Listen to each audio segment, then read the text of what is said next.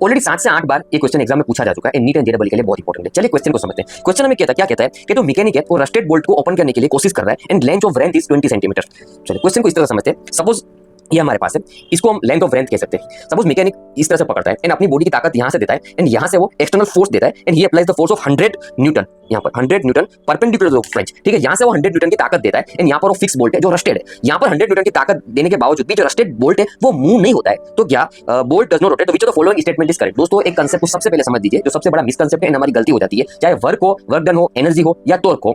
अगर हम कोई हैवी ऑब्जेक्ट को धक्का देते हैं, धक्का देने के बाद अगर वो हैवी ऑब्जेक्ट जितना अपना डिस्टेंस कवर करता है उसको हम वर्क डन कहते हैं। लेकिन अगर कोई केस में ऐसा हो जाता है कि धक्का देने के बाद अगर जो हैवी ऑब्जेक्ट है वो डिस्प्लेस नहीं होता है, सपोज ये ऑब्जेक्ट, इसको हमने यहाँ से धक्का दिया, धक्का देने पर अगर वो मूव नहीं करता है, सिमिलरली यहाँ पर जो बोल्ट को घुमाने के लिए हमने इसको यहाँ से पकड़ा है, फिक्स बोल्ट को हम ताकत दे रहे हैं, लेकिन ताकत देने के बाद भी यहाँ से जो ब्रस्टेड बोल्ट है या कोई भी एक्सटर्नल रेजिस्टेंस की वजह से जो बोल्ट है वो घूम नहीं रहा है, तो इसका ये मतलब नहीं है कि वर्क हो या टॉर्क हो वो जीरो होगा। हाँ, वर्क डन जीरो हो सकता है, नेट टॉर्क जीरो हो सकता है। हमारी मेहनत करने के बाद कभी भी जो टॉर्क है वो जीरो नहीं हो सकता एंड वर्क है कभी जीरो नहीं हो सकता। हमारी मेहनत का जो आउटपुट है वो डिपेंड करता है नेट टॉर्क पर एंड दूसरे केस में डिपेंड करता है वर्क डन पर। हमने जो इनपुट लगाया वो डेफिनेटली वहां पर प्रेजेंट है, या तो वर्क में या तो टॉर्क में। Okay, clear. अब स्टेटमेंट को समझते हैं। फर्स्ट स्टेटमेंट हमें कहता है the torque applied by the mechanic is zero because there is no angular displacement, ठीक है। ऊपर क्वेश्चन में खुद ये कह रहा है कि जो मैकेनिक है वो 100 न्यूटन परपेंडिकुलर लगा रहा है, ठीक है, और ऑप्शन ए के अंदर वो कह रहा है कि टॉर्क जीरो है। पॉसिबल ही नहीं है। अगर आपने वहां पे ताकत लगाई तो टॉर्क प्रेजेंट है 100%, दैट मींस ऑप्शन ए जो है वो इनकरेक्ट।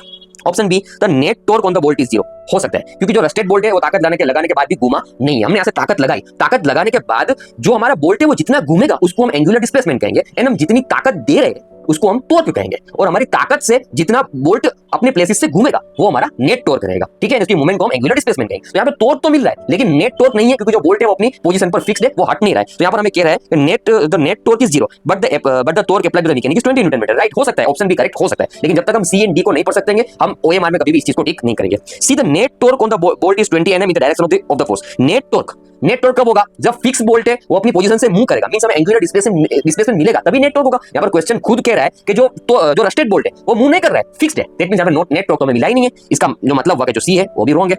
डी तो force applied by the mechanics is cancel by the internal energy, so no torque exist. दोस्तों देखो, दोनों चीज गलत है। हमने ताकत लगाई मतलब टॉर्क यहाँ पर प्रेजेंट है, so no torque exist, statement गलत। एंड दूसरी बात, यहाँ पर इंटरनल एनर्जी की बात करता है, ये थर्मोडायनामिक्स प्रॉपर्टी है, मॉलिक्यूलर रिलेशन है। अभी हमें इसको यहाँ पर पोटेंशियल एनर्जी के अभी यहाँ पर कोई कॉन्टेक्स्ट मैच नहीं हो रहा है, इसकी वजह से जो डी है वो भी फॉल्स है। दोस्तों यहाँ पर जो करेक्ट आंसर होगा वो बी। आप देख सकते हैं कितनी मल्टीपल टाइम ये क्वेश्चन रिपीट हुआ है एंड ये कंसेप्ट कितना इंपॉर्टेंट है। फर्दर ऐसे कंसेप्ट को समझने के लिए हमसे जुड़े रहिए एंड ऐसे फिजिक्स के फ्री पीडीएफ अगर आपको चाहिए तो कमेंट कीजिए, free physics PDF, free PDF आपके डीएम।